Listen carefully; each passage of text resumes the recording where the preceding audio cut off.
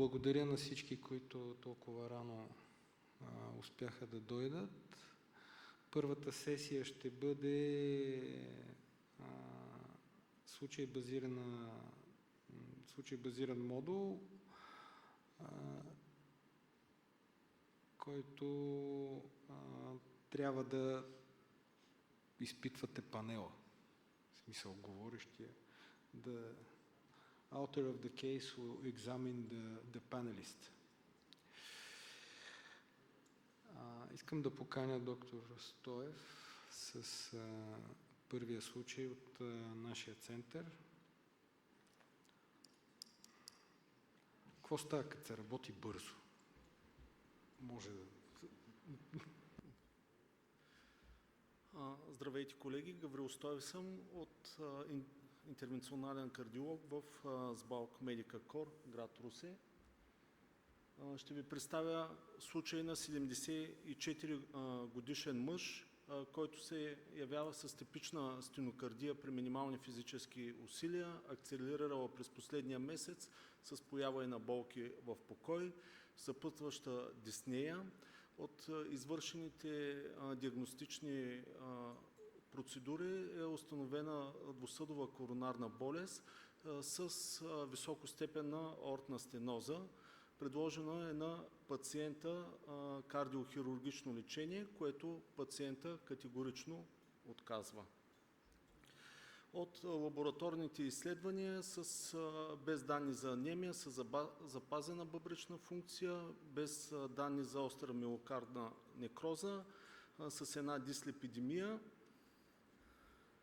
Това ЕКГ-то няма данни за остра исхемия. От ехокардиографията се вижда една потисната систолна функция, ejection fraction от 38% с високостепенна аортна стеноза, среден градиент 42 мм живак, АВА 0,6 с индексиран ударен обем 31 мл, с левокамерна хипертрофия и септална хипокинезия. От измерените хемодинамични показатели в покой авата излезна 1,17 квадратни сантиметра. След направен доботаминов стрес тест, средният градиент се качи до 43 мм живак при 10 гами доботамин. Това е коронарографията. Вижда се атеросклеротично променени съдове с една много малка циркумфлекса, вторичен клон с бифуркация 1,1 по медина, с ход на маргинални клонове, на маргинален клон и още една бифуркационна стеноза в среден лад. Това е дясната коронарна артерия и тя атеросклеротично атеросклеротично променена. Може ли да пуснете филмчетата върху тях? Може да се кликне. Да. Да, и другото исках да пусна. Може при вас с мишката може да... Добре. С ектатично променени и гранични стенози.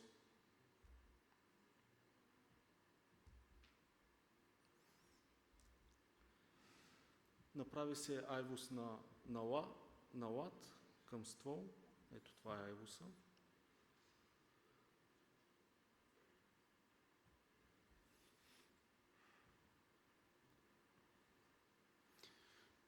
So let's stop here. Comments from the panel?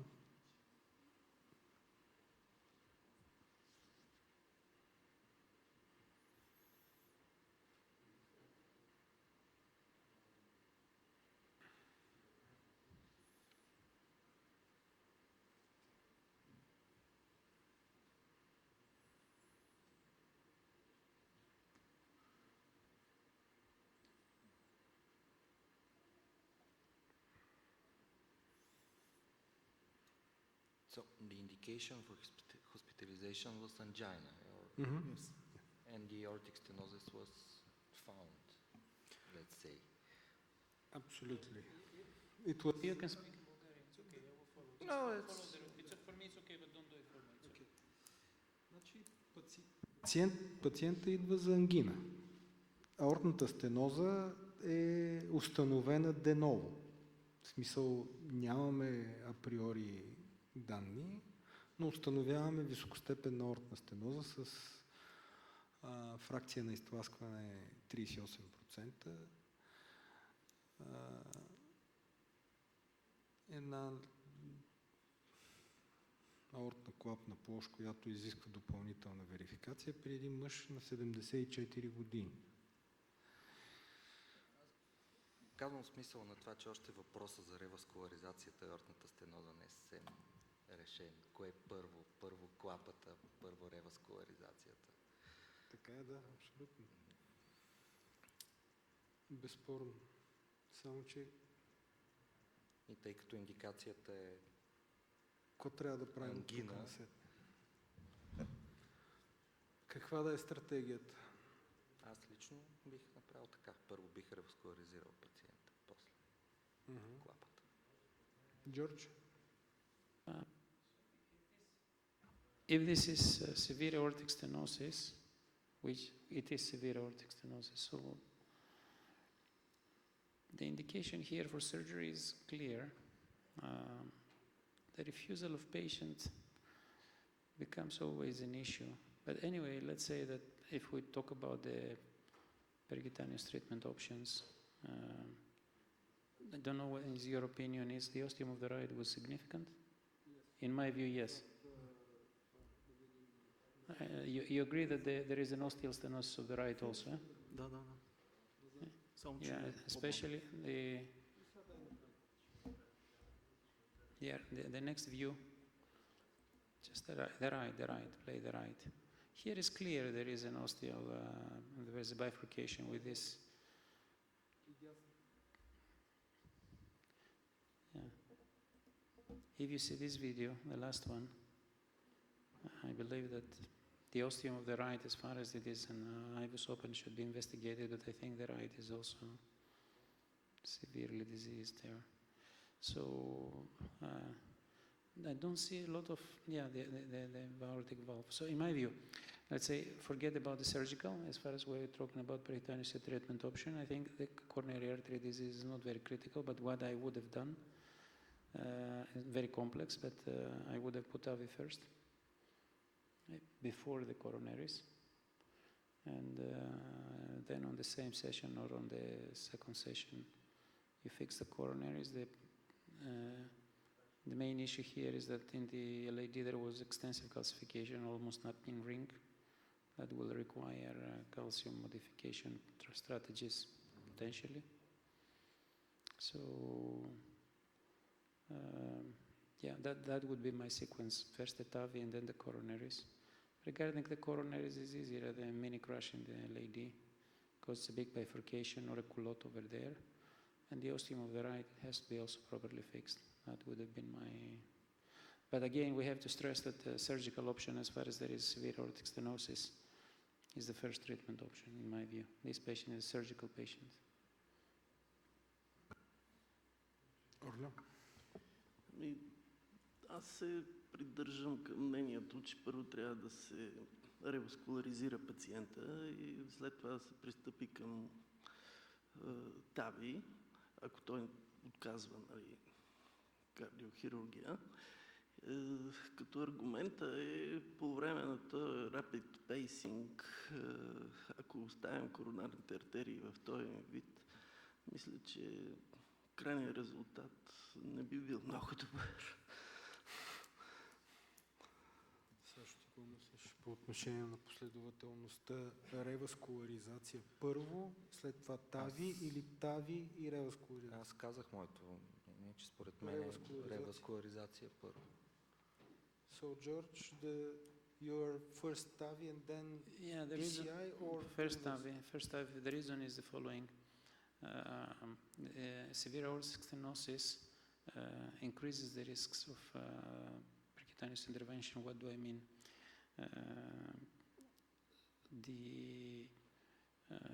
If something goes wrong in the coronaries, if something goes wrong, if it's a type A lesion that you stand is that, yes, then the recovery, let's say that the patient gets a complication in the left or in the right system and he is going into hemodynamic instability. The recovery of these patients where they have severe aortic stenosis is much worse. That's the reason that I believe that the TAVI has to happen first. Or, because this is one question, when you do coronaries, when you do TAVI, and the other question is that if you decide to do both of these in the same session or not. If you decide to have them both in the same session, then it can go the other way around by means of you have the TAVI ready. If something goes wrong, then you can intervene. But if you plan to do all together, then it doesn't matter too much. But if you plan to do in separate sessions, I think the TAVI should be done first.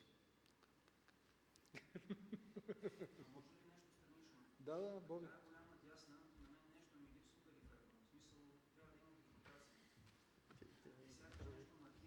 Има голяма стеноза на един PL. Просто тук така не се вижда. Има един PL, който е маркиран, просто виси катетъра. Има един голям PL, ако се загледаш. Да, няма. Не, има си. И PL си излиза от дясната, но просто има голям PL, който е така като вилица.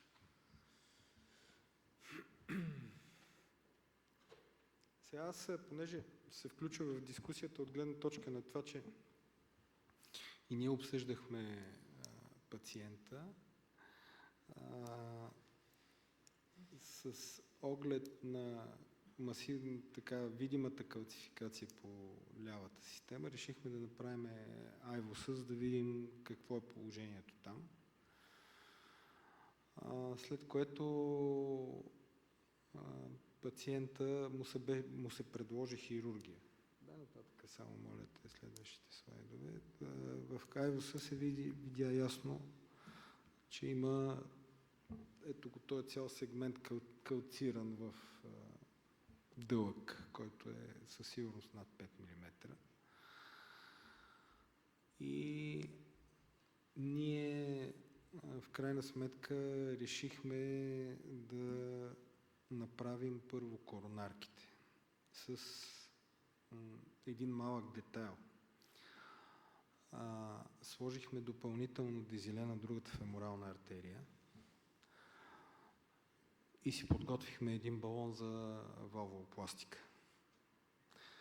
Защото, за да не губим време, ако нещо се случи по време. So, regarding just, I don't know, George, did you understand?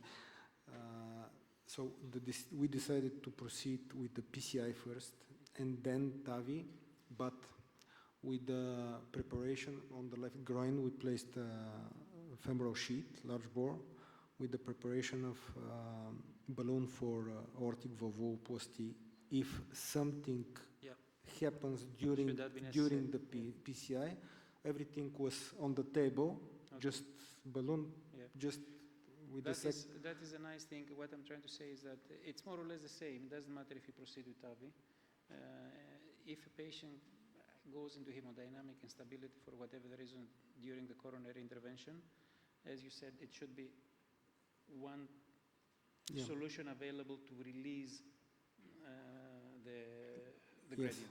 Exactly. And because this will help on recovery. Exactly. Because it was my personal feeling. Sometimes our intuition works. Yes. That if we proceed first with TAVI, there is a big chance to patient to deteriorate because of coronary artery disease, and that was why practically we were prepared for both. What you are saying, if I may interrupt, is very important because I had in my mind that if you go with the TAVI first, you have some limitations. What do I mean? On the valve selection, you have to select a valve that it will stay below the coronaries. if you take a self-expandable valve, that you will cover the coronaries, and this is not extremely complex, but it is complex coronary artery disease, you might have access limitations. So on that respect, the strategy refers to the technology. If you decide to put a valve first, you have to potentially select certain valves compared to others, and we don't know the details of the Yes. anatomy, what fits. So the discussion is expanding based on anatomical data, on valve selection, but as you said, if you fix the coronaries first, simplifies or makes the TAVI safer, and vice versa, of course. Yeah. But this is a good solution, that you do coronaries with a backup of a balloon valvuloplasty. Yes, because we made this several times, just prepared on the table with the sheet on the groin, just not to lose the time during the procedure. So let's go further. Направи се предилатация с скорен балон, Naviscore V5 на 12, след което с NC 3.0 на 27. Направи се контролна ангиография, контролен IBUS и се взе решение да се стентира с provisional stenting и двете бифуркации с два стента. Единия обхващащ среден лад, другата проксимален след бифуркацията с големия клон. Само искам да кажа, извинявай, че се намесвам. Втория IVUS го направихме, за да сме абсолютно сигурни, че сме кракнали калция. И ако, защото балонът се опъна добре, ама включително и тройката на NC, но това, че визуално изглежда добре, не означава, че действително е добре. Тук трябваше да сме абсолютно сигурни какво се случва и поради тая причина направихме и втория IVUS и взехме решение да сложим един стент дистално и един стент през бифуркацията в ствола. Само, че при имплантирането на първия стент, сестрата издъпа стента и набързо го разду, така че стана стента, обхвана двете бифуркации с... Само да обясня, защото ние бяхме двамата с него, само че сестрата просто сложихме стента напред през бифуркацията, след остеома на ЛАД, за да можем след това да сложим 3,5 стент. И в момента, в който му казах на сестрата, нашите сестри болшинството са мъже, между другото, му казах, давай сега, и той направи така штрак и штрак. В смисъл, дръпна. И се получи това. George, do you understand what I explained? That was not intentional implantation of the stent. We intended to implant that stent should be implanted maybe 1 centimeter to distally from this one. But my assisting nurse, when I said make an inflation, and he just pulled the inflator and the whole system and inflated the stent. And the stent appeared in this position.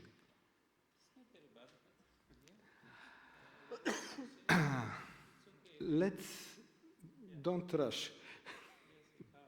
Now the interesting part.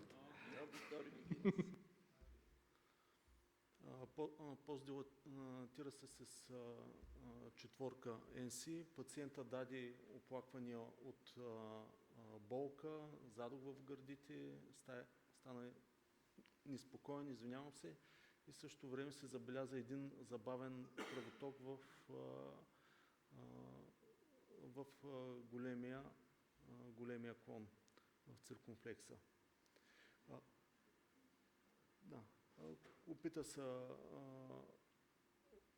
бързо релайринг, но водачите не преминаваха през стратовете и през шифтиралата плака. Опита се с двуумен катетър и с ескалация на водачите с Ultimate, като пациента ставаше все по-неспокоен.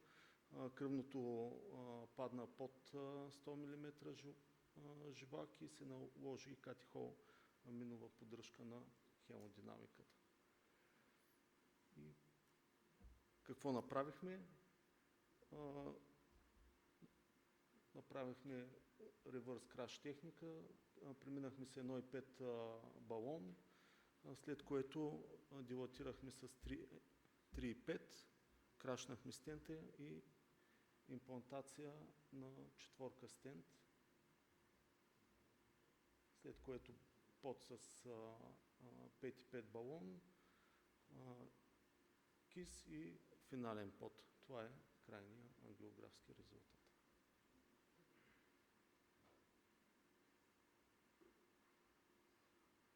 Всъщност, върни малко назад, извиня, само да обясня. За първи път от много дълго време насам не ми се беше случило да не мога да вляза в страничния клон, но освен всичко останало, пациента просто лекенко се срина, докато се опитвахме да минем през страта и за това се наложи да се мине с балон под стента, за да можем да отворим артерията, защото тя постепенно, лека по лека се запуши.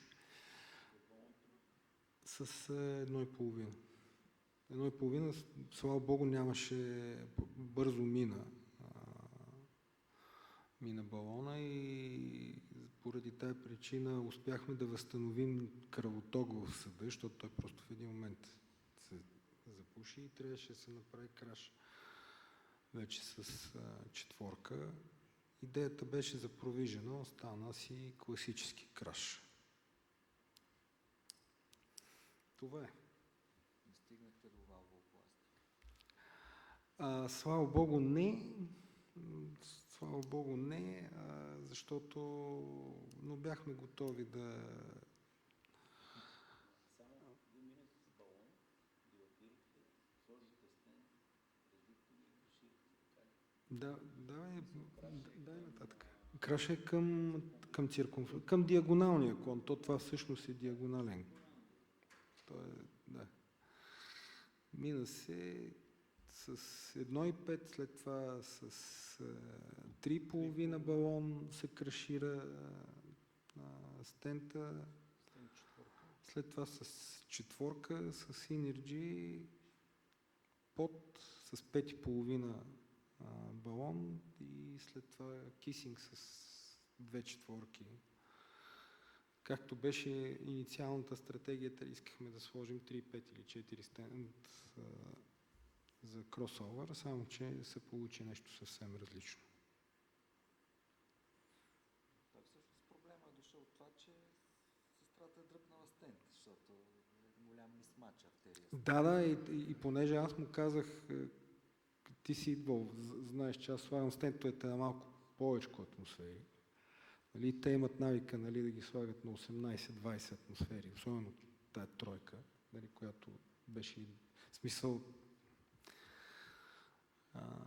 понеже сайзинга е по IVOS параметри, и така се получи кейс. Финален IVOS нямаме, защото пациента се размърда от катехоламините и беше... Но преди тавито решихме, че ще направим просто да сме сигурни, че всичко е окей. Окей, благодаря. Благодаря. Доктор Ненов.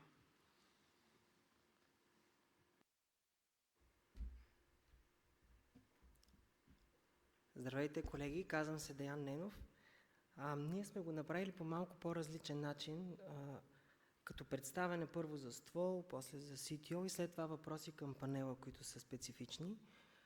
Може би заради професор Сиянов ще продължа на английски, за да е Okay. We are going to discuss some points about left main interventions. First of all, the left main is a very important part of the coronary tree because the blood flow through it and respectively the supply of the myocardium is more than 75% in right dominant circulation and almost 100 in left.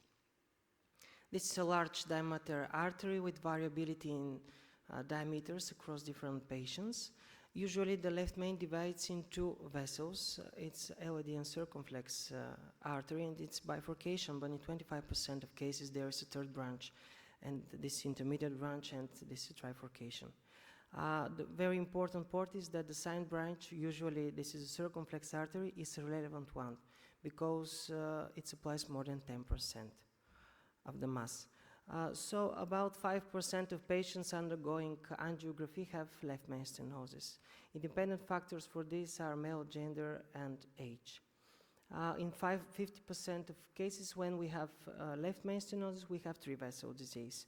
And in more of the cases, the bifurcation is involved. As I said, this bifurcation, in some cases trifurcation, and the important thing is that the plaque distribution is diffuse, not focal. We don't see this with angiography.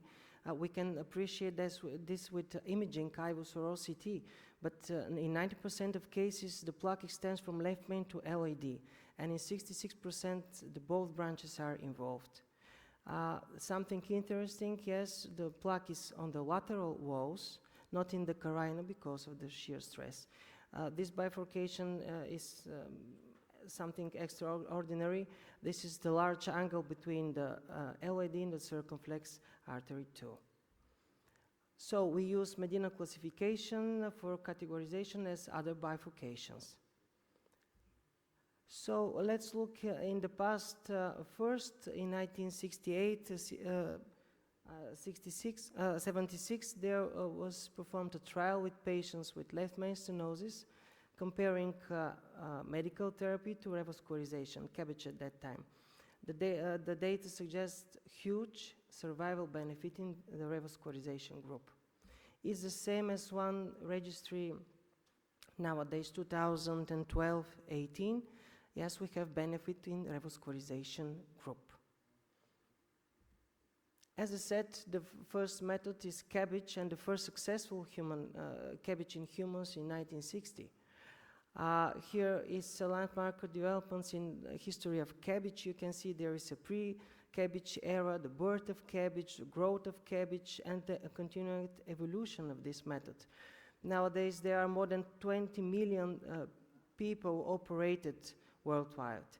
And all these things could not happen without something else.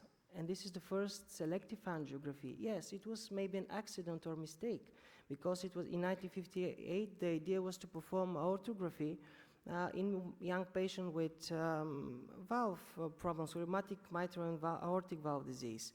But the catheter got toward the osteomorph right, and this was the first selective angiography. And this turned out to be one of the most important bridges between the patient and his complaints on one side, on the other side, the revascularization as a method of treatment. Because when we perform angiography, we understand the anatomy, so we can achieve better results in revascularization. In summary, the CABG and the selective angiography are crucial points in history of cardiology, to say.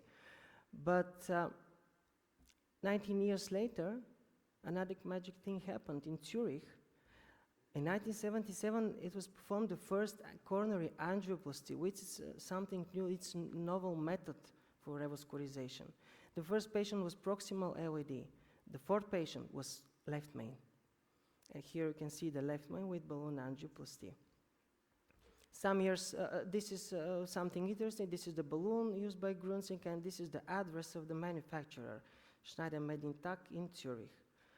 Some years later, in France and Switzerland, came the first self-expandable stents for coronary arteries, and a few years later, the first balloon expandable stents.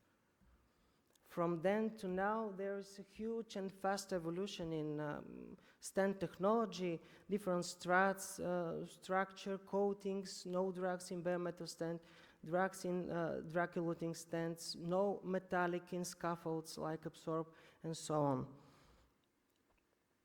There is a lot of trials, including patients with left main, comparing PCI and CABG, different patients, different stents, different endpoints, a lot of statistics for MACE, MACE-based syntax, death, myocardial infarction, stroke, target lesion, revascularization.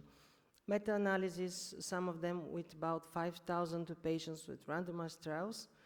During the years in American and European guidelines, changing indications.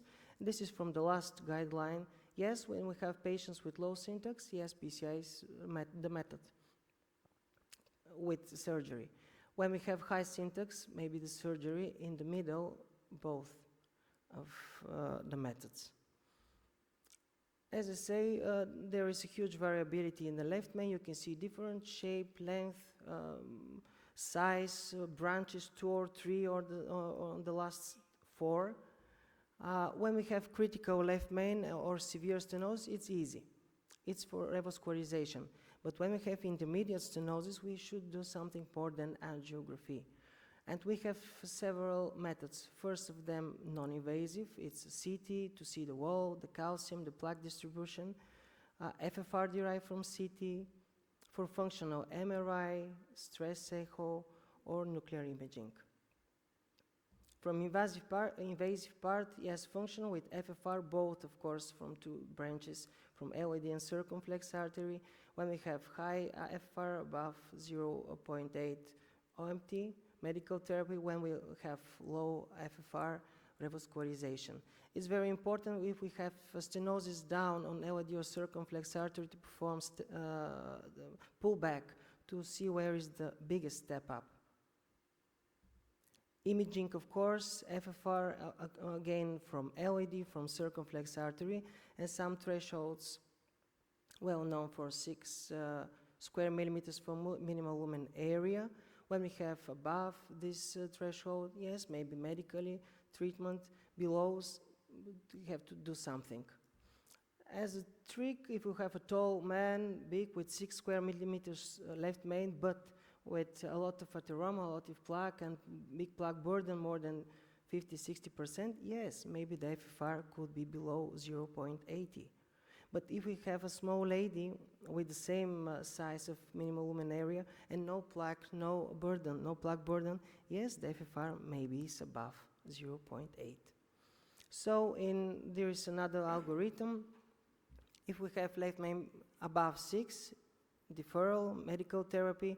If we have below 4.5, revascularization. In the middle, maybe additional functional assessment. This is just a case from Monday. You can see left main angiographically severe stenosis. Yes, the first view for revascularization. This is the caudal view, so we start to guess. So ad hoc we perform IVUS from left main LAD, and we see that from the pullback from LAD, the minimal lumen area is about 10 square millimeters. So this patient is for medical therapy. Some technical considerations. First, of course, if we have ostium shaft left main engagement, stand there. If we have bifurcation stenosis, we could, according to the lesion length, diameter of the vessels, plaque distribution, big size of the side branch, we can use 1 stent in provisional or 2 stent strategy. This is the provisional, 1 stent across the side branch, here across the circumflex artery with some steps with post-dilation, rewiring, kissing, pot. Here, if we want to proceed after this provisional, we can continue with the provisional T-stenting with culotte or TAP. Here is culotte technique, 2 stent strategy, crush techniques, maybe with better results with a DK crush, with a double kissing crush, where is another one kissing step. We have IVOS criteria for optimal revascularization, optimization of the stents, the well-known 5, 6, 7, 8, and Excel criteria, which are bigger, 6, 7, 10, or relative criteria with 90% of the referral vessel. So different criteria. The main goal is to achieve better results and long results after stenting of the left main. One trial of European Bifurcational Club, yes, systematic dual stent versus stepwise provisional in left main. Yes, maybe the provisional is the better strategy.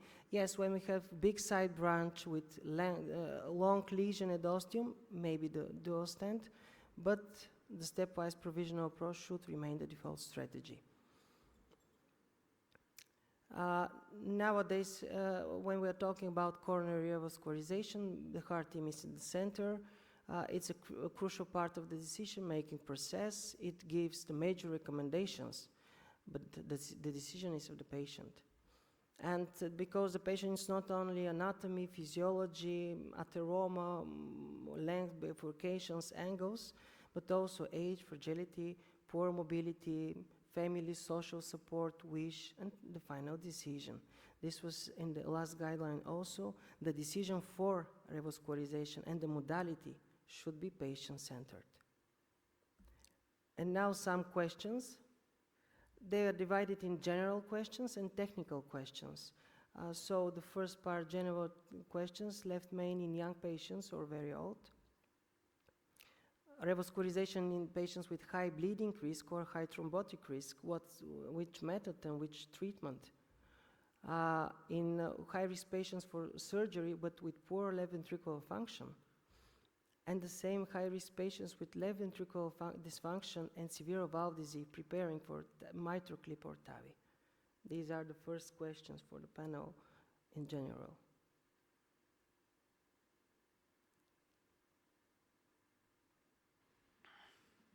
So who and how should be revascularized in left main disease?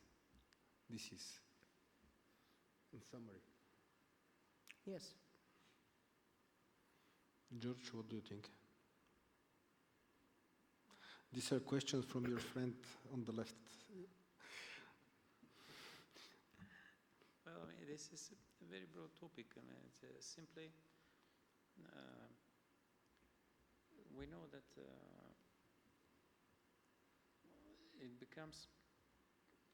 the patient becomes a very important parameter of decision making in these kind of interventions at the end of the day.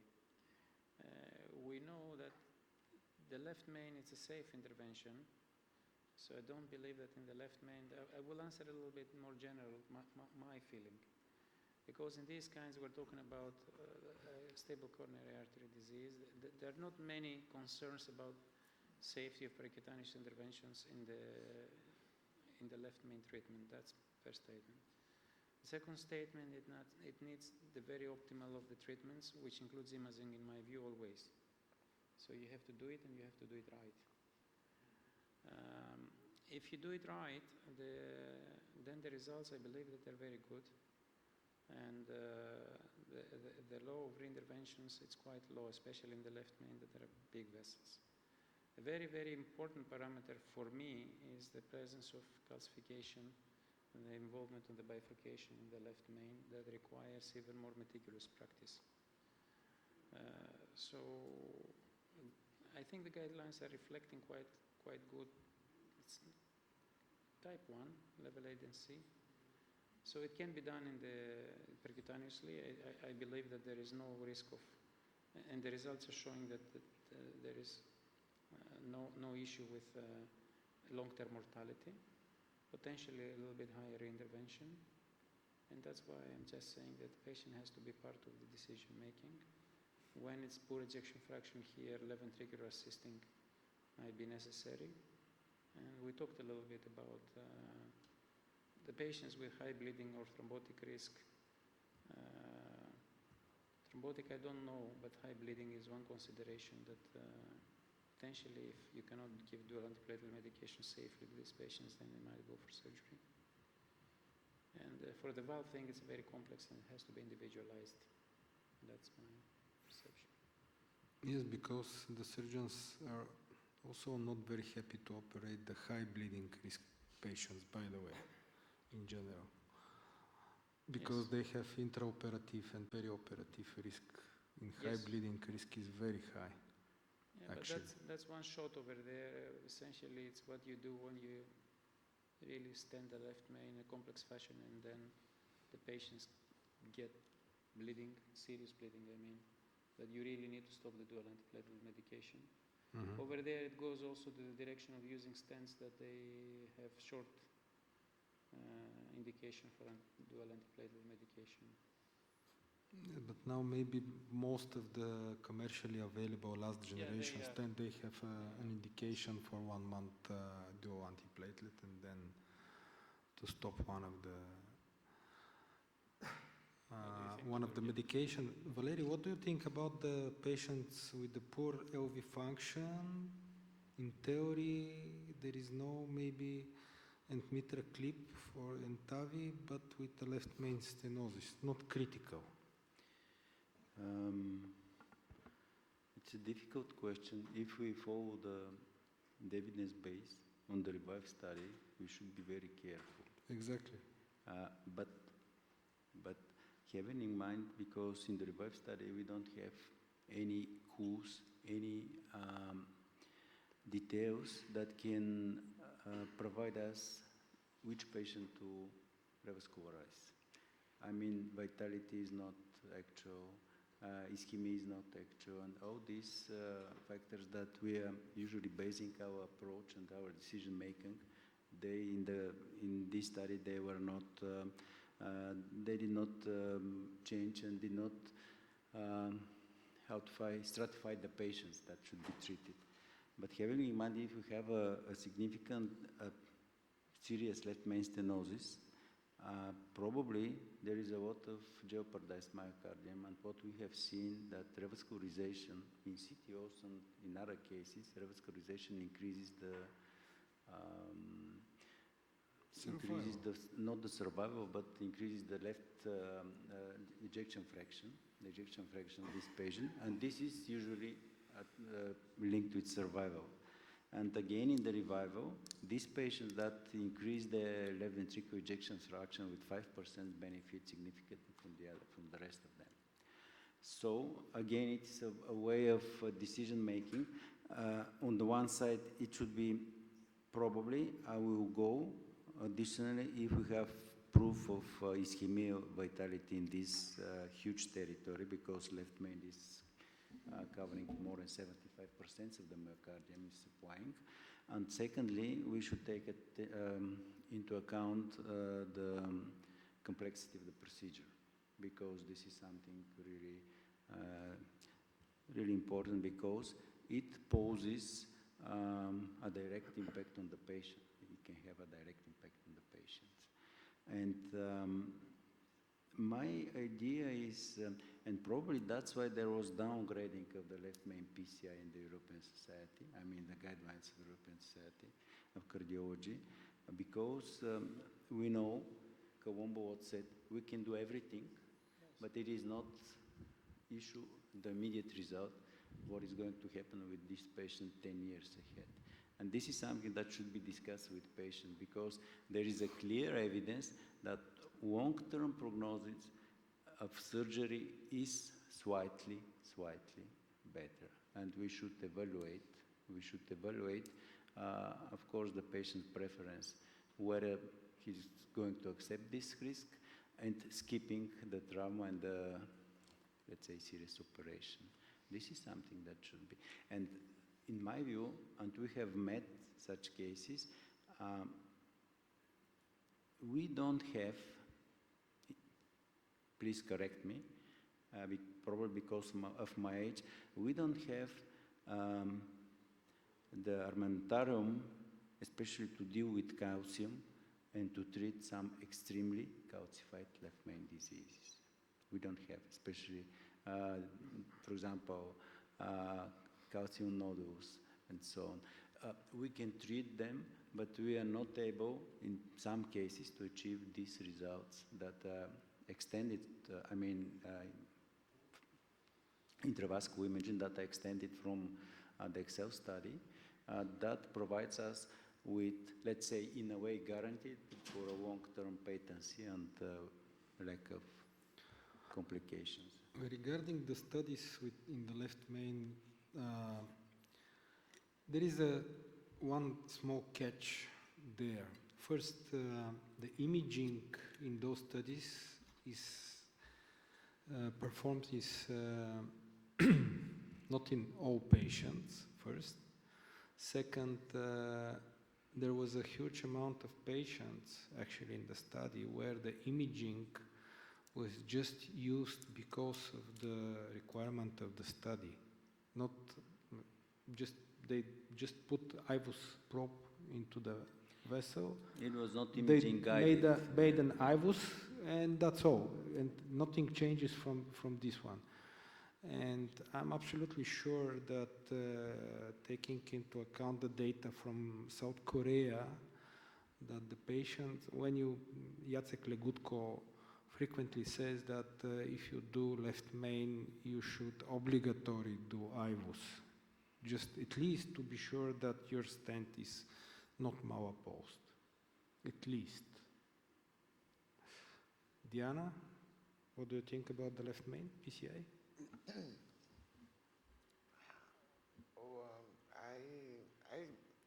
I will comment the last question. Left main revascularization in high-risk patient. Добре? Окей. Само един коментар към последния въпрос.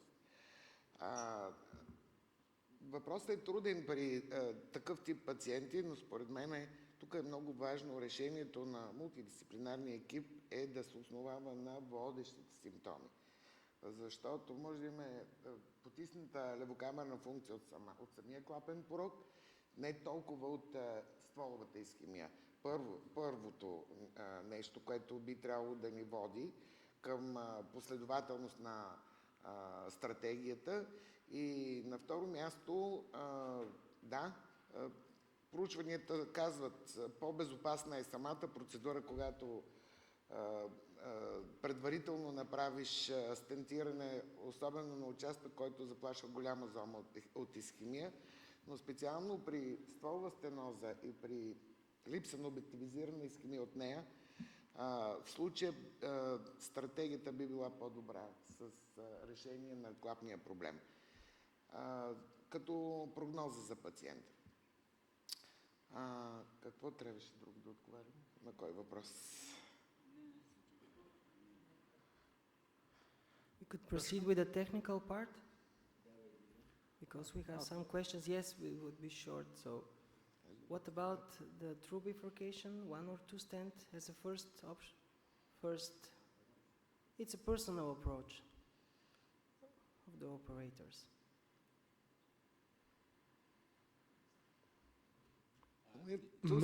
Made the technique which you can do best, in short. Made the technique which you could do best, no matter what it's written in the guidelines, DK crash, DK kilot. You should do what you're mastering best, personally. Okay. Absolutely right, because if Uvar was here, he was going to do these cases provisionally. Otherwise, what we have as evidence, please correct me, provisional is, the idea is the provisional strategy. That means that you should go in this direction to leave the patients in bifurcation and the left main with one stent. If necessary, of course, you are going to add another one. Of course, if there is some limited number, in my view, limited number of patients and anatomy, in whom upfront two-stent techniques is necessary, because we know the reason. Wonk lesions, unfavorable angle, difficult access, and so on. What do you think, Orline?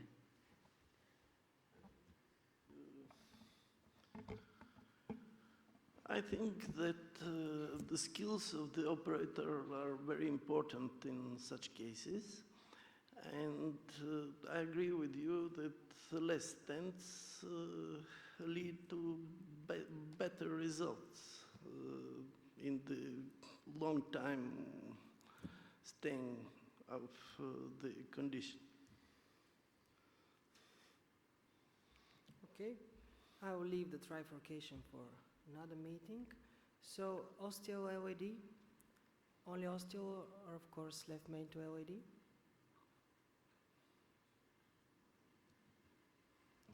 There is no such There is, animal. There is no pure osteo disease. If you Okay, put the imaging, and that's the role of imaging. So because here we don't see, and when we don't see, we use imaging. When you put the imaging, there is for sure severely, not severely, but significant plaque burden into the left main, and that's the answer. And there is something, if you try to skip something in the beginning, usually it returns much more difficult. Is the same for the ostial circumflex artery? If I may comment, in my view, I believe that when you're trying to limit just standing very close, as Dr. Gelev says, in the left main, that the majority of the cases, not all, the majority, you have some more demanding stenting that you have to do in order to cover the ostium. And secondly, generally speaking, when you try to avoid the left main stenting, the lumens that you are achieving by ostial stenting, they tend to be less. Because imagine that you do a crossover. Here, for this example that you have, or the previous LAD, you'll say that the stent that I will put here is 3.0, and then I will maximum, or here, and then I will maximize that with a 3.5 carefully. I do believe that if you put a crossover, you can easily dilate and achieve higher lumens at the ostium because you're not afraid in the post-dilatation. In my view, I consider ostial lesions based on the angiogram as a bifurcation treatment, any way it is. And I prefer in this kind of setup to do a crossover, generally speaking. And something that it is really intriguing now, and I believe that it has a future, is in these kind of lesions, the DCBs are going to play an important role.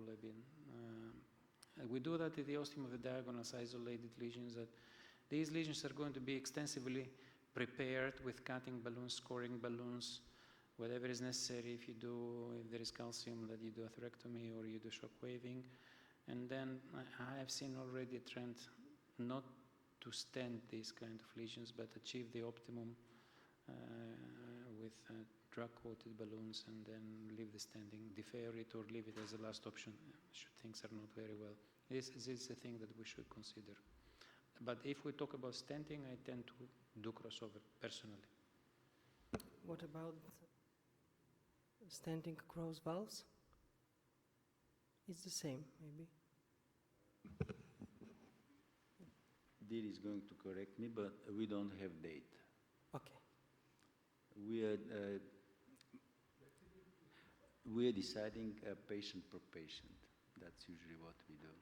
And probably, please correct me, but probably, of course, not this left main, but probably what we have is that usually we do the valve first, usually, and after that probably we are going for revascularization, unless there is a critical lesion, which can be done easily.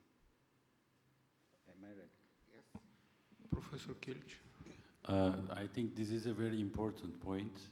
When we look at all studies compared PCI before TAVI or PCI concomitant TAVI and PCI after TAVI, complication rates are found higher in PCI concomitant TAVI and before TAVI.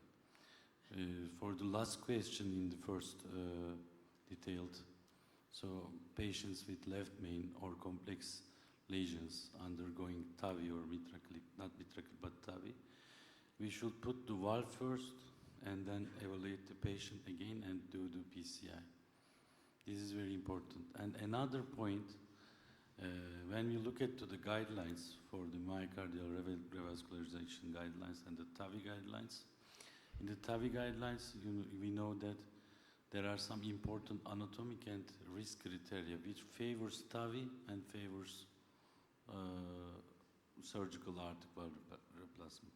This must be clearly done in the current area for the left main disease also. Favors bypass or favors PCI.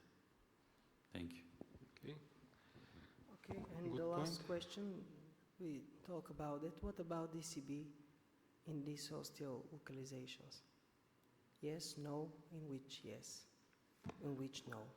I'm really wondering who will do DCB in osteo left main, waiting, for example, 1 minute to deliver well the drug in.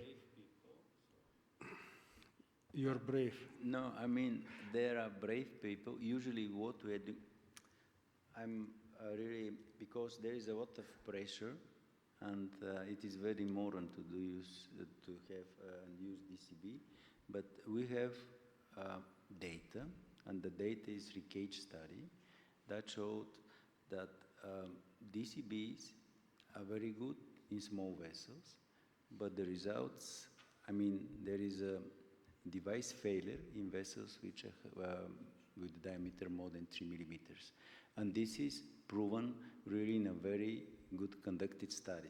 Still, what we have from the beginning of this year, there is a meta-analysis that came recently that shows similar result. But if you have to grade the weight of the evidence, a randomized study, almost 2,000 patients, has proven this in a very, very, really scientific way.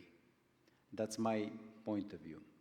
And believe me, it is different to put a DCB in a diagonal or marginal and, let's say, accept the consequences, but if you put the DCB in left main, and the consequences are not that good. There is one point also from DCB when you, if you want to be so brave to use it in the left main, that some particles from the drug could remain outside from the ostium of the left main and could fly out to the brain. Just this is the main issue regarding the restenosis of osteo left main, and after instant restenosis of osteo left main and instant osteorestenosis on the right coronary using DCB. Well, DCB is an evolving thing, in my view, and then the solution trial is coming now for TCT to be presented. We're going to learn a lot by that, but without even hearing the results, but if you read the trial design, they are expecting a 30% crossover.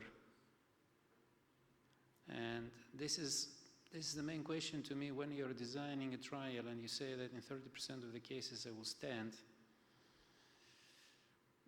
It's not about being brave or not being brave, but for the left Not main, only that, in the drug-eluting stent arm, they allowed 20% crossover to DCB.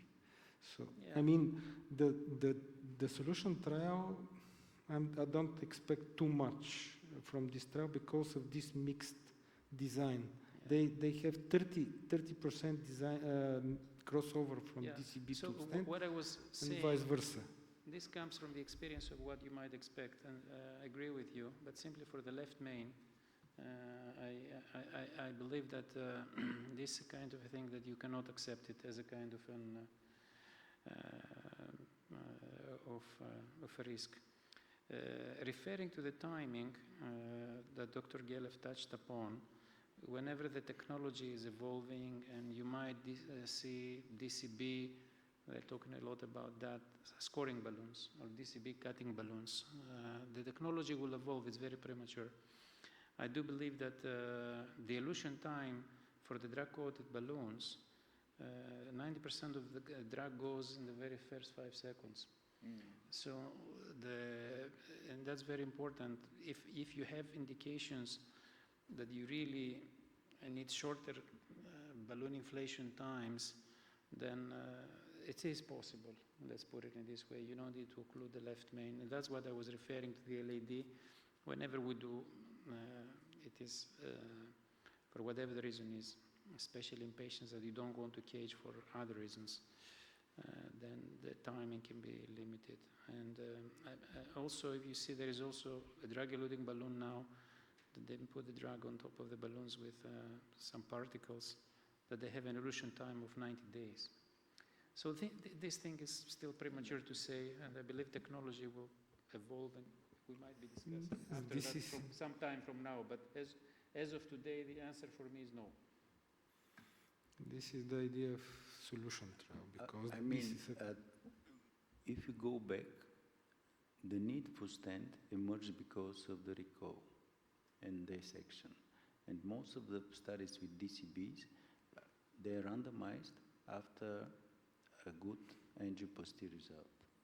And this is the solution. This is the solution design, and this is why they designed it with the 30% crossover, because they randomize in solution. They randomize a patient before predilatation, just before predilatation. I mean, and this is why they expect 30% stenting. Okay. Anyway, just Okay, I have Joe, but we'll postpone for another session. Okay. So maybe Thanks. we passed. Huh? Maybe we passed the panel. Yes. Okay. So because Dr. Velikov is not here, I will try to examine myself. Okay. Can we switch on the next presentation? Sorry.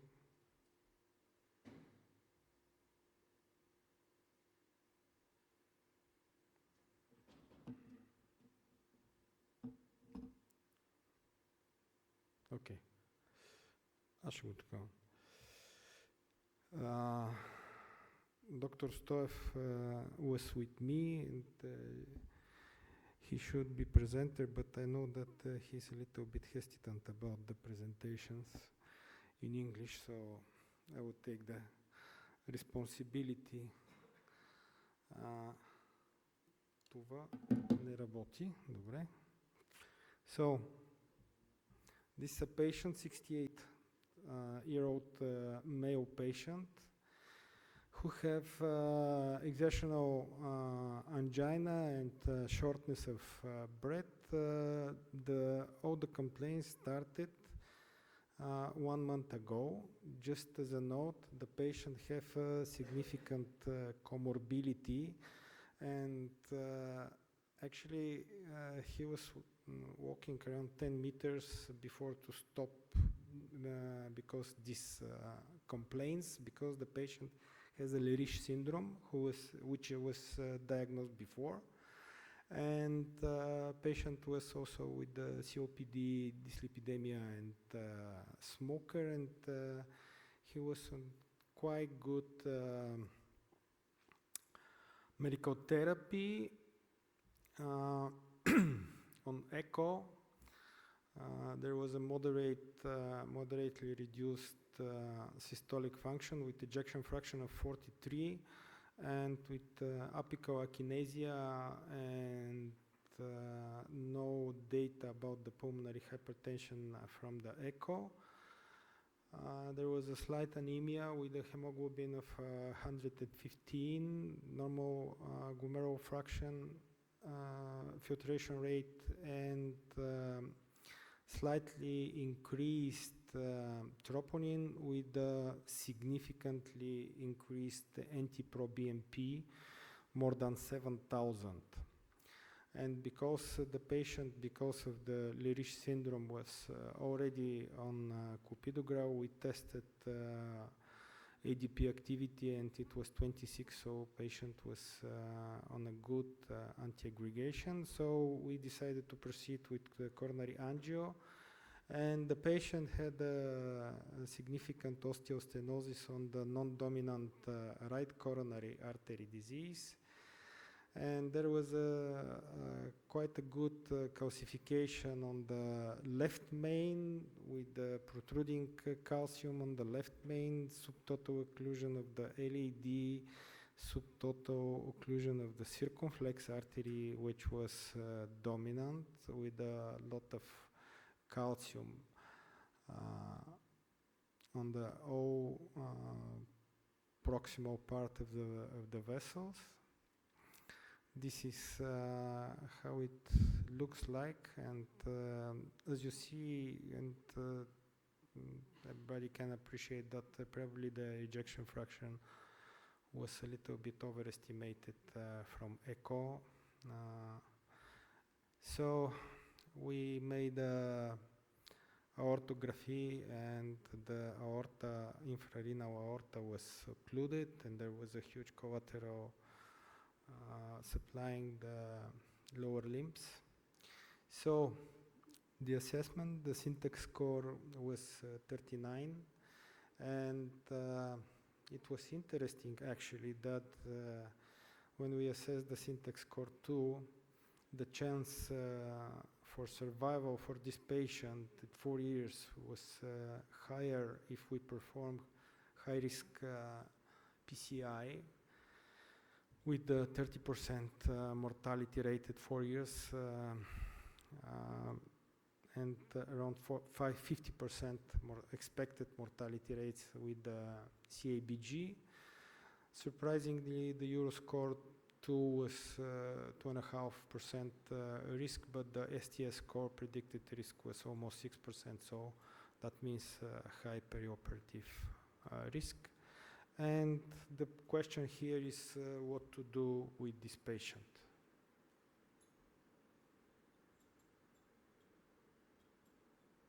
So, Alexander? The Vernon.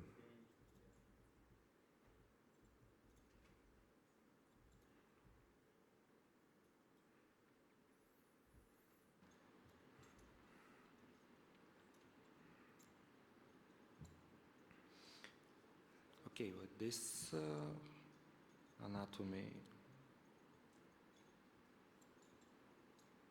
he is a surgical candidate. Did you offer him surgery? Take into account that after diagnostic, this patient was removed from the cath lab table. Yeah. Just this is from the we made the diagnostics, and after aortography, we just removed the patient from the table, and we asked the surgeons,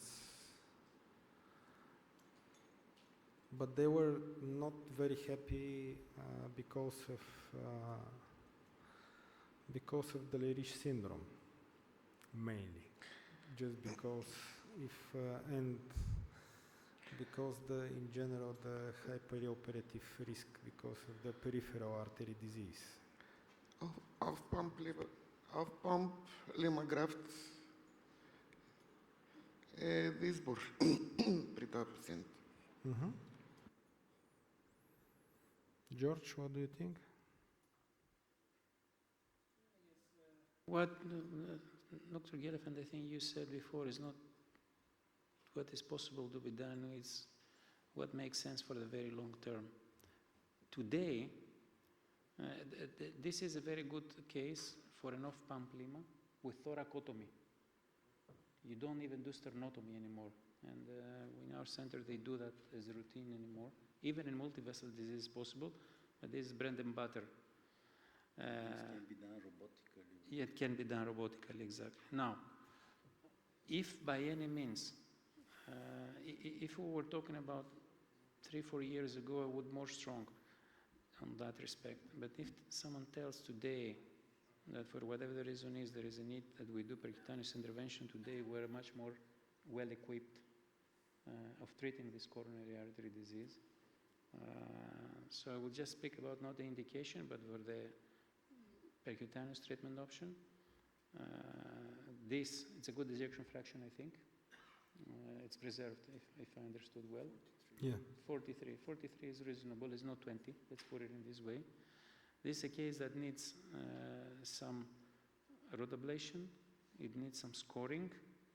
It needs DCB for the ostium, shock waving of the ostium of the LAD, and then IVUS guided stenting in the direction of the left main. The right is normal, the ostium of the circumflex is okay.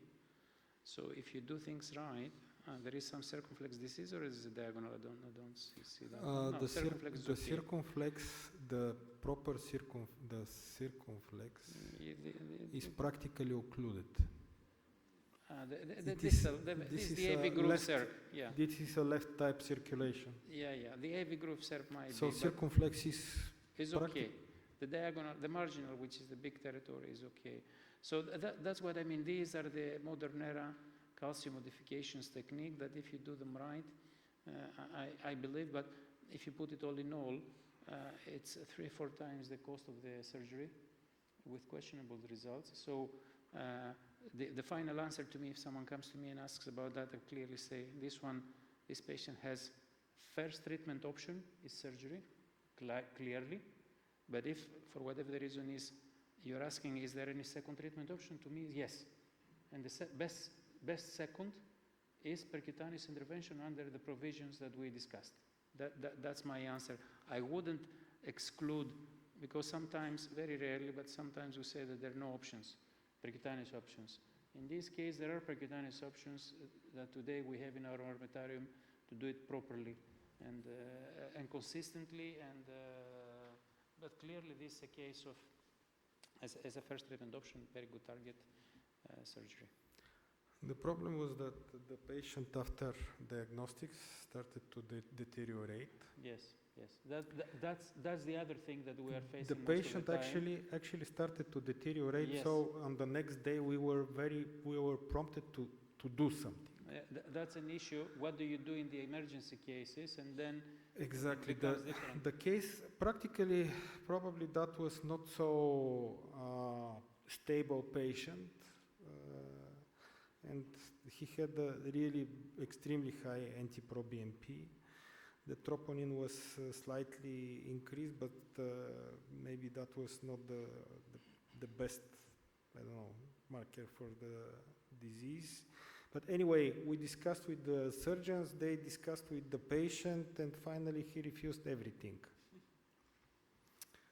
And after refusing everything, after refusing everything, a couple of hours later he crashed. So we have to be very quick what to do, and the decision was to proceed with the PCI. And if Valery, if you remember, you called me just before this, and I told you I will place a balloon pump through the brachial artery. So we had, we placed the balloon pump on the reverse position through the brachial artery, and then we proceeded with the rota to the LAD just to open the artery, because actually I was did not cross, just the catheter was stuck in the beginning of the LAD. So we had to proceed with the rota just to open the road for all the devices, and then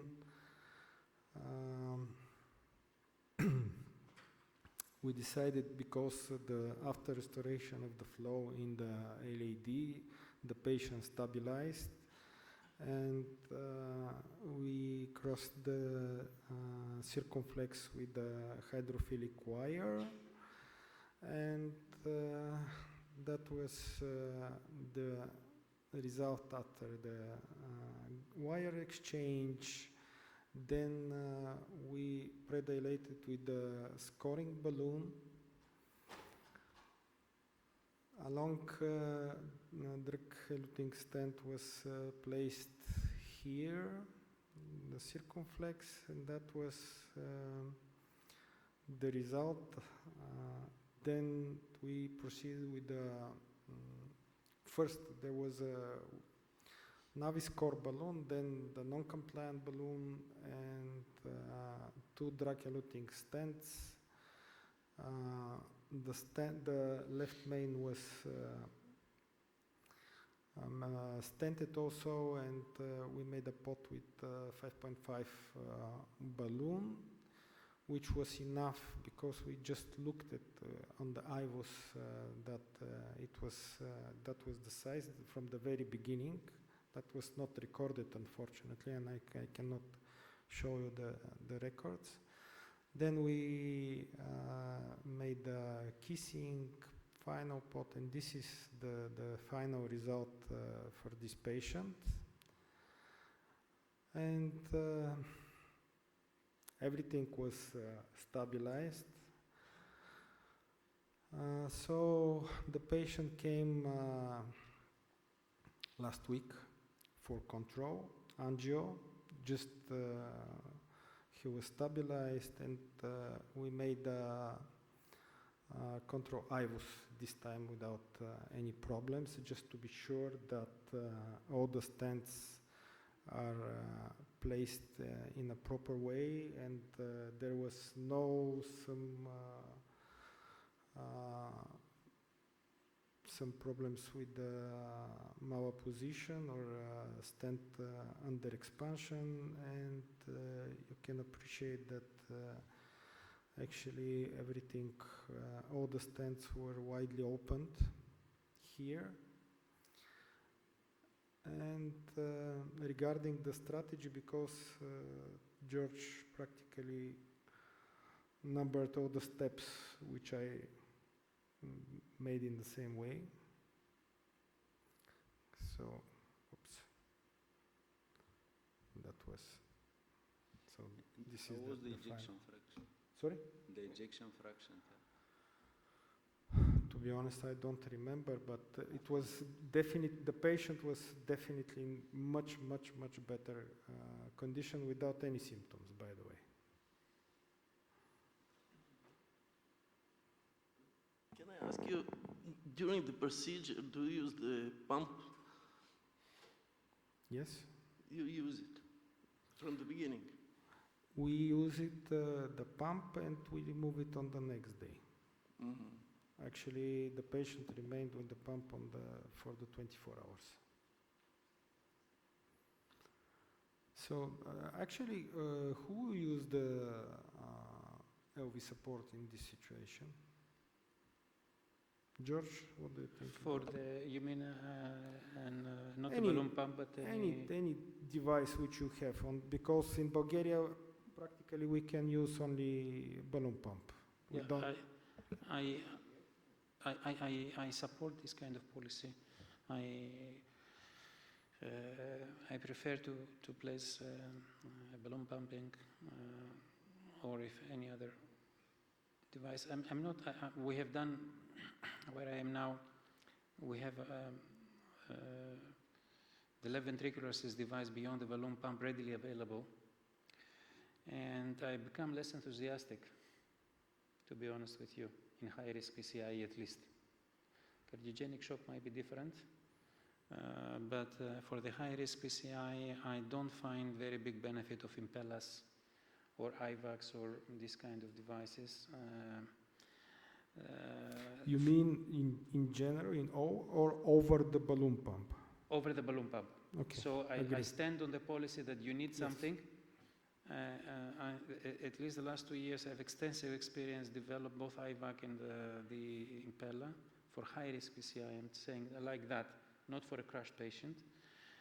And there are 2 reasons. The first reason is there is a certain number of vascular complications that you have. And the second reason are these devices if you don't remove them immediately, they need expertise in the intensive care, which is lacking. Very few centers they have this set up because it requires a more central organization rather than saying to certain nurses or intensivists, do it. So on that respect, I still find for the high-risk PCI that balloon pump is my first preference. I would have done exactly the same thing. The only thing that I would have done if there is a reimbursement, if there is availability, if all of these ifs, because the result is excellent, as was proven, is that I do believe that the shock waving has an edge on deep calcification, provided that you have it. And it's available to you without crushing the budget, without exaggerating, you understand, because all of these things is not about what as physicians we like, it's about what is also the healthcare system can provide. I believe that in the deep calcification, shock waving might by improving outcomes. And we have reported also one case. If I saw in your IBUS, I had the feeling that somewhere there was a kind of a calcified node. Yes, yes, several. Yeah, several. Maybe, but I noticed only one at a certain point. That over there, there is increasing evidence that a proper sized shockwave, might be able to crack even the calcified nodes. And we published a study, not a study, one case report in an ostial right coronary. Yes, actually, for the calcium nodules, probably the only treatment which we have really effective is shockwave at the moment. Yeah, that's what I mean. I don't know where exactly it is. Here you saw one, and there is another one coming. That it was there. This is because that's another one there on top of the clock. So these, you can clearly see compressed there. George, sorry. Lysia published at TISTI a couple of years ago that the shockwave is dealing with the calcium nodes, but what we don't know is the issue of this calcification is quite unclear, because we have eruptive and we don't have we have non-eruptive. Yes. And probably this is the natural evolution of these calcium nodes. And the issue, it is proven because these calcium nodes usually they amorphous calcium situated into the plaque between two sheets of calcium which are into the vessel wall. And that's why they usually occur at the curvatures, because with the movement of the vessel, they are squeezed into the vessel. And there are publications, a lot of the Japanese are working a lot of this, and you can stand the node because it's doable. You can achieve quite good result, but very often, very shortly, there is a prolapse of the calcium again through the struts of the stents. And this is, there are some details, eruptive, non-eruptive, but we are lacking a lot of data about their behavior and the reason of In any way, that is a prolific intervention. Let's give some credit to, I don't want to say brave, I don't believe there is bravery, there is expertise. And congratulations, it was a prolific intervention. Thank you. Teoman? A really very good case, but this is an emergent case, as you know. It became emergent. It became emergent. So one alternative, as you know, intra-aortic balloon pump is okay, but in the shock trials, the results are not good for the intra-aortic balloon pump. We know that Impella is also very expensive in our country.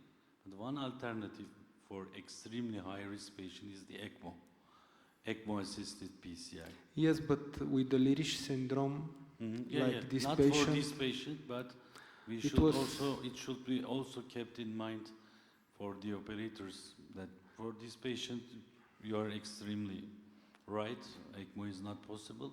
But as cardiologists and cardiovascular surgeons, we don't, for example, use the ECMO, etc. in our cath lab, not so much. So this may be a good alternative also. Sure.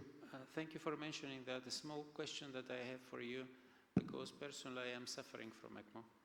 Дайте един in микрофон. the setup of the hospital. It's been overused, but there is a new ECMO that it is one cannula. I don't remember, they presented now recently. Is everybody certified to do it? Because, for instance, in my hospital, only the surgeons are doing. You have to involve them. The practicality of this involve the intensivists. ECMO is a more complex issue using it, and I don't know if the setup, for instance, in your center, the intervention cardiologists are placing it, or you have to involve surgery, or how is it exactly? Because it's a nightmare. For me, ECMO is a nightmare, and the practicality of it is a nightmare in where I am now. But some of the new devices are coming also, and There is one now. Yes. a recent publication is from the JAC 2025, VA-assisted ECMO. If it comes to the ARCAD labs, I think it will be an alternative. Like they are using veno-venous ECMO, for example. It is simple for us to put catheters inside the vein or the femoral artery. So if it comes, it will be much more useful than Impella maybe, because it's expensive, very expensive in our country. Thank you. Okay, thank you so much. And now I would like to invite Dr. Chilingirov, the last passion of the most of the panelists. Last but not least.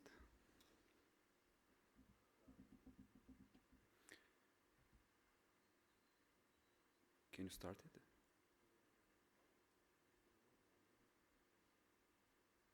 Yes.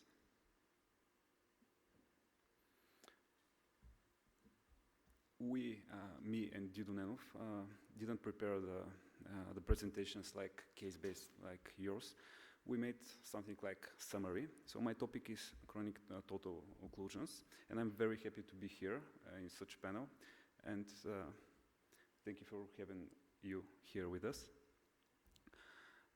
We have to start with definition. What is CTO? We have different definitions based on the registry or the trial that are using chronic total occlusions. We start with JCTO registry as, let's say, very famous one. It's occlusion with no antegrade filling of the distal vessel other than via collaterals with duration more than 30 days. Next, expert CTO trial, TIM flow grade 0 or 1 with duration more than 3 months. PRISM 3 trial, TIMI flow grade 0 with duration more than 3 months. And EXPLORE trial, 100% occlusion of the coronary artery without antegrade flow or with antegrade or retrograde filling through collaterals. If I can make a definition through this consensus document of the Coronary Chronic Total Occlusion Academic Research Consortium, definite CTO is with typical appearance, so it does not have any flow, antegrade flow, with no thrombus, no staining at the proximal cap, and with preserved, with presence of collaterals. And it has a duration of more than 3 months.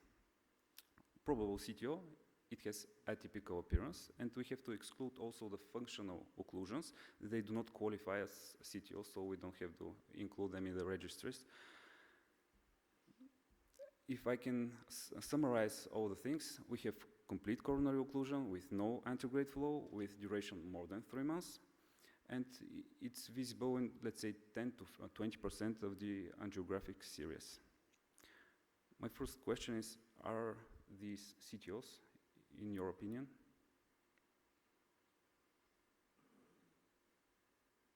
Okay, it's a short one. They could be if we know the duration. If it's more than 3 months, they're CTO for sure. When we define CTO complexity, we have to start with vessel and lesion characteristics. We have to know the CTO length. It's measured from the proximal to the distal cap. So sometimes we have to use dual injection, most often. If there is an island of patent coronary artery filled with collaterals between the two CTO segments in the same vessel, this island should be included in the CTO length. The CTO length is predictor of crossing and wiring time.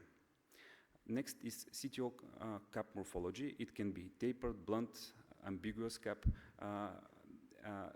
there could be a side branch at the site of the occlusion. All of this are showing how easy we can deal with the occlusion, and sometimes we have to move the cap, let's say, to successfully open the occlusion. Next thing is lesion calcification. If any calcification is present, we can see it from the CT, previously done CT. We can calculate it based only on angio. It could be mild, moderate, severe, and of course, after opening, we can use intravascular imaging in order to deal with severely calcified lesions, to prepare them for stenting or DCVs. Next thing is angulation, intralesion angulation. If there is any bending more than 45 degrees within the CTO, and if the vessel is very tortuous, 2 bends more than 70 degrees in the proximal segment of the artery, or 1 bend more than 90 degrees. I want to, because it's the educational part of the Congress, I want to show this consensus document, and also would like to thank Dr. Sianos, who is part of this document and is in the panel. Just showing, because it's summarize all the definitions that we need to know about CTOs. Next important thing is how we describe the lesion and how we describe the procedure. So we use only intraplaque and extraplaque. Intraplaque, because atherosclerosis is disease of the intima that is bounded by the internal elastic lamina. Intraplaque means the wire is tracking within the occlusive intima-based plaque. And extraplaque is within the adventitial layer. With this perspective, we don't have to use any more subintimal, subadventitial, intramural, and all other words that we are using to describe our procedure and the place we're staying. We can use true lumen and false lumen in order to define the proximal and distal segments of the native artery. The consensus document gives us the lesion crossing strategies. Therefore, and they're based on that if we are going antegrade with antegrade wiring, if we go with dissection reentry, which can be wire-based or device-based, it can be retrograde wiring, and of course retrograde dissection and reentry. The main thing that we have to do is to connect the proximal luminal segment of the CTO to its distal counterpart. It sounds easy, but sometimes it's not that easy, you know. The next step is to examine the collaterals. What are the collaterals? They are interarterial connections. They provide blood flow to the vascular territory in which the original supply of the vessel is obstructed. They can be contralateral from the other artery or ipsilateral from the same proximal segment of the artery. They can be bridging. We have to know that bridging collaterals are relatively small, and most often they cannot be used for retrograde crossing. They could be septal in the interventricular septum or non-septal. And we have different collateral connection grade systems. The most well-known and used is the modified Werner connection grade, which defines the collaterals as following: CC0 with no continuous connection, CC1 thread-like continuous connection, CC2 side branch-like connection with vessel size more than 0.4 millimeters, and CC3 more than 1 millimeter diameter connection, which is almost direct connection. We have different complexity scores when we want to define the complexity of the CTO. The most used one is the JCTO score. It's based on the CTO registry in Japan. This is the sheet. You know it. We have to know the cap, if there is calcification, if there is bending, what's the length, is it a redo procedure or not. We have the progress CTO sheet. We have recharge. We have Castle score based on the complexity and the appearance of the CTO. We have standardized definitions about efficacy. What is efficacy? Crossing success. It means that our wire, guide wire, is placed into the distal, Trullman, or proximal when we go retrogradely. This is crossing success. Technical success is when we achieve TIMI flow grade more than 2 in all distal branches, and we don't have big residual stenosis in the CTO body. The procedural success combines technical success plus no major adverse cardiovascular events in hospital. The safety endpoints, you can see them: death, stroke, MIs, repeated revascularization, thrombosis, hospitalization, bleeding, complication from the access or the vascular complications, acute kidney injuries, radiation, perforations, and donor vessel complications. Here's another state-of-art document. It's again combining experts from more than 50 countries, which gives us crossing algorithm. It has 10 steps. First, we have to start with good visualization of the CTO. We have to do dual coronary angiography and carefully examine the proximal cap, the length, the composition, the distal vessel. If there is bifurcation distally, we have to examine also the collaterals if we can use them as a retrograde option. It's written how we can deal with ambiguity of the proximal cap. We can use IVUS guided procedure, we can move the cap with different techniques, or we can switch directly to retrograde crossing. How we approach low, poor distal vessel quality, or when we have bifurcation, as I mentioned. If there are any feasible retrograde options, if there are any interventional collaterals or bypass which are patent or not patent, but we can go through them. Our antegrade wiring strategies, so if we go with wire escalation or we puncture the cap and after that de-escalate wires, what should be our second retrograde approach if we crash with our antegrade, when we have to change the strategy, and which procedure we have to name as investment procedure. Most important, we have to know when to stop. If we have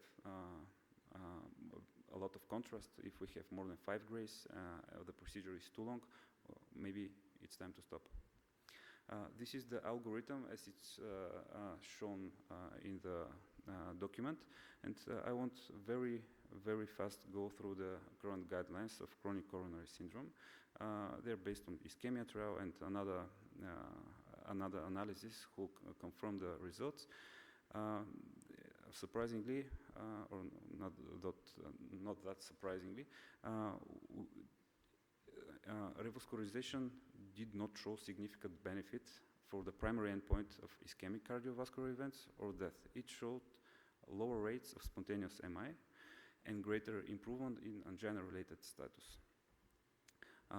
When we deal with patients with ejection fraction more than 35% and left main significant 3-vessel disease, or single vessel disease with proximal LAD, we have to we have to open the arteries to improve outcomes. When we have patients with less than 35%, maybe we have to choose case-based or patient-based, which is the best option.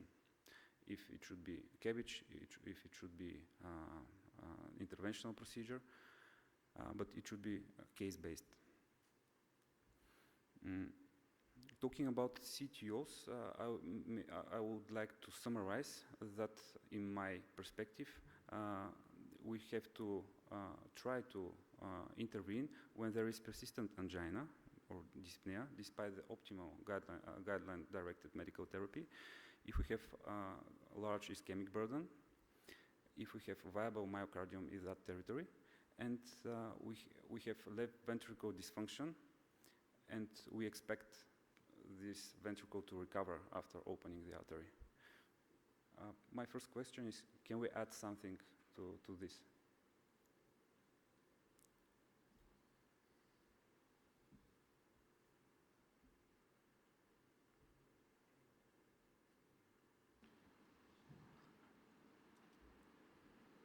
Maybe in connection with that is that, and this is my personal question to George. Do you think Well- that the studies with justified performance of CTO were made in a, how to say, in the population which could prove that the procedure is useful and the risk is reasonable for this type of patients included into the studies? Yeah, thank you, Dr. Dobrin. The experience until now, we are 20 years down the river. It's not 2 or 3, it's 20 years down the river since 2005 that essentially of the modern era of CTO PCI. And all the trials they showed,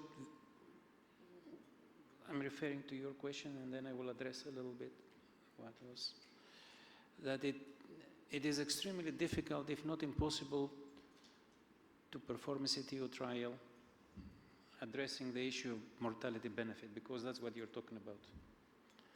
I think it will not happen. You know that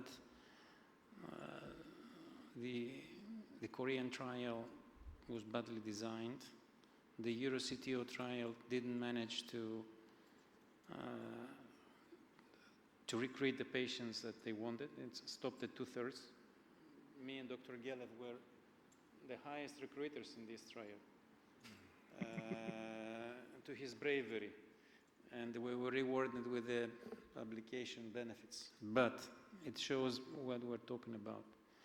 So on that respect, I don't see that the guidelines or there are going to be any kind of an attempt to prove mortality benefit based on a randomized trial. Now, if we say that, there are two things that we have to take into account. First of all, it is very clear now that CTO intervention is a higher risk intervention compared to non-occlusive coronary artery disease with an average risk rate. And I'm going to address a little bit in my talk tomorrow or whenever I'm talking about these things, that if you take the average complications rate, antegrade is lowest, ADR is mid, and retrograde is higher rate of complications, but the average is around 3%.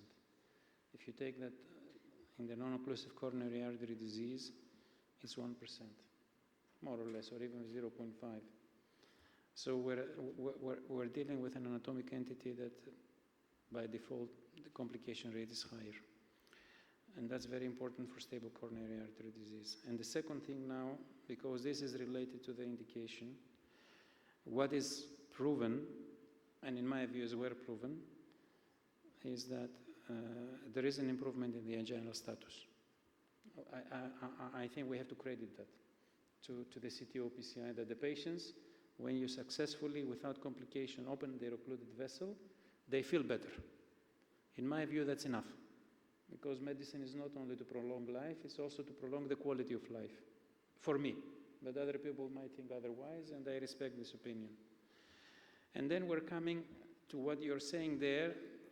All of the rest, large ischemic burden, viability, at least 50% of them, they have occluded vessels without anything. We know that half of the occlusions, they don't have a history of STEMI. If you see an ECG, that's done, you can proceed. The rest is about risk stratification. So why are you saying that? And we're using a very nice figure. You say you present a type A lesion, 90% in the right coronary, and everybody says, why are you discussing the case? Go and stand it. And you present his twin brother with a long occlusion of RCA, the ischemic burden, the same thing about that, and everybody says, yeah, let's talk. The reason is that they... Yes, let's discuss the why. And then you will find 5, 6, 7 say, yeah, but the type A lesion, no. So all in all, we put that as, because the ischemic burden is, you have to have a good indication, not based because of you need to do it, because it's higher risk. And what is mentioned here is that you have to have a good reason based on the fact that they're high-risk interventions. And I don't believe that the LV dysfunction is not in what we consider today. The last sentence is not proven. So it's again symptomatic treatment. And I don't believe that from what we see here that we can add anything. This is a complete table with the first 3 lines proven what is in the guidelines today. And there are no guidelines, as you said, and Dr. Kelev said. It's all expert opinion. All of these are positioning papers. Exactly. Yeah. And there is They are not mentioned. there is a paradox in all the CTO publications, because if you look at the registries, in all registries of the CTO patient, there is a survival benefit in the registries. In all studies, sorry? Clearly seen. Yes. Clearly seen survival benefit of if the CTO is successful in all registries. Yes, I know. And There in are all six meta-analyses. and in all studies randomized, there is no any clue about that. This is because we are talking about the indications. This is why a connection between my question to you and what Nikki asked us. And I can tell you, because we collected our patient CTOs, all the CTO patients from the last 15 years, and Dr. Mileva, we made a propensity score matching with those patients who were referred for CTO recanalization but do not return. And we collected these patients and we compared them with the successful CTOs, and the third group was unsuccessful CTOs. And when we grouped the patient with those non-returners, they remained on the best medical therapy, at least on paper. There was a clear 15% difference in mortality at 5 years. 15 absolute, I mean absolute difference between mortality here in propensity score matching, but all the randomized studies, and this is why I think that it is very difficult to do a real world randomized study for this patient population. Probably the design should be different, because this is the same with those studies that we have for revascularization anyway, starting from even from Stitch, Courage, ischemia.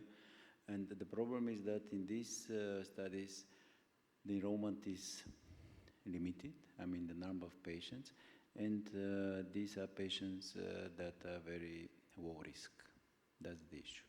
And probably, that's a question to George, do you know what's going with the ischemia CTO trial? Still recruiting? Or? Do you know how the rate of recruitment is? I think, as I told you, all of these trials, they have a problem, and the problem is that you know that patients remain symptomatic on the maximum medical therapy. There are other physicians involved that are managing these patients, because the majority is the referral, and the crossover rate is more than 30%. So the patient gets tired of waiting drugs, or maybe and then they are really fair. They are being treated. They are being so it's very difficult to do CTO trials, and you see all the definitions. But what is amazing is that if there is one trial in the CTO field that is going to work, is a sham trial. That you catheterize the patient, and you tell him that we did the intervention, and then because the sham effect is the patient needs to sleep at least 2 hours in the catheter. So yeah, well. No, probably a different design. This hierarchical design, which is combining, comparing pairs to pairs and combining different outcomes, probably. But if I had to make a statement as one of the old guys anymore in the business, and this is a serious one. What we see is a huge expansion of competent CTO operators. Actually, what is going on in the congresses now, I visit the various meetings, and I don't hardly know 20% anymore. That means that there is not 20, maybe I'm exaggerating, but 50% of the people, even on they're performing live cases, I don't know them. And maybe because I am not anymore into the very forefront of running into the congresses, but it shows that there is an expansion of operators, that are young guys, that they're enthusiastic, that they can do the business extremely well, and that shows the success of the operation to me, of the treatment, and the need for that. Well done work then. Yes, that's what's the only legacy that we leave behind, because you find here and there, not here and there, that means that the interventional community believes it. As far as more younger people are coming into an excellent level, it means that they're proving that it's there and it's expanding. The industry loves it because it's a very expensive intervention one way or another. And I don't see that there is going to be any reverse in this thing. Plus the fact that even for those that are pure deniers of the entire history of that, nobody denies that based on all of these, what it has been done over these 20 years, so many devices, wires, dual lumen microcatheters, guiding catheter extensions, that they can be applying in the non-occlusive PCI. They have been invented and perfected. And nobody declines that the CTO PCI has been a platform which is a success story for the believers and it's a success story for the non-believers. But the philosophy, Joyce, I mean, of the working into the subintimal space. That's another big topic. If you go, absolutely. you see the peripherals, that's the... Absolutely, yes. Dr. Zgelev, you're touching a point now. The perception of the coronary artery treatment, if you're a CTO operator, is completely different. I see all these kind of, you remember that we saw some cases, you put the diagnostic catheter, you dissect the right coronary.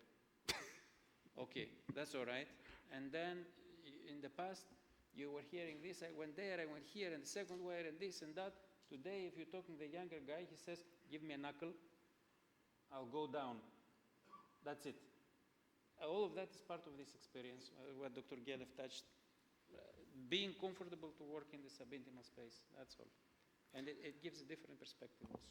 Okay, so Nikki, go further, please. Okay, when we are discussing about outcome and evidence that we have, we know that the success rate, especially in the expert centers, can reach up to 90%.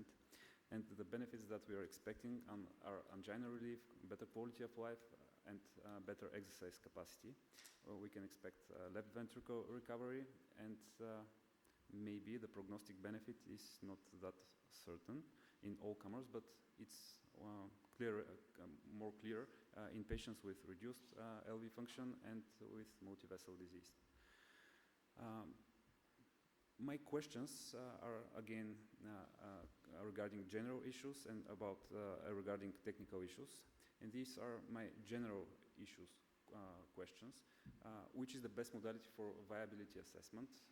Is there a survival benefit? We maybe discuss that. What is the risk benefit in elderly and fragile patients? And how we make the decision for doing CTO PCI? What is the cost effectiveness of the CTO PCI, especially when we have reimbursement issues? If you can comment, you can choose. You can pick some question and discuss it. What is GDMT? Guideline-directed medical therapy. It's optimal medical therapy. If you allow me just to share our experience from our analysis about the CTOs, actually in our patients, the survival benefit was evident only for patients with the ejection fraction of more than 40%. And I'm talking about how much? 1,300 patients in total. These are patients for the last more than 10 years, collected. And actually, only the patients with normal ejection fraction had a real survival benefit. All those with less than 40% ejection fraction, there was no difference in survival, just observational data. Because usually we are very keen to open arteries in patients with low ejection fraction, but maybe there is something in the REVIVE study. Yes, but on the other side, because the REVIVE is a study, okay, it's randomized, but in meta-analysis, successful CTO is associated with the increase of the ejection fraction of 5%, and this is the boundary which is translated into improved survival. And as we mentioned, we don't know, unfortunately, the right method to define patients who will benefit from procedure.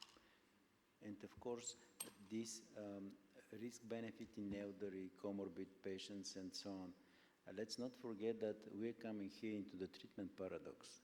That means we are afraid and we are not treating patients that will most benefit of the procedure because of the risk, of increased risk of course, adverse events. And this is the balance. And this should be done with the patients. Of course, I will not allow George to do a 90 years old person with a very complex CTO. Why?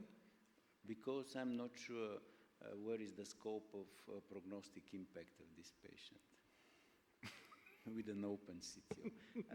That should be a common sense. Yeah. It's very valid. It's very valid what Dr. Gelev says. Over time, and as you grow older, I mean that it's not if he allows me or not. Maybe I don't also choose to do it. What you're saying there about the there are a couple of very nice papers. There is a combined paper published in Eurointervention by the different societies, including heart surgeons, and about imaging CTO PCI. Published that very recently.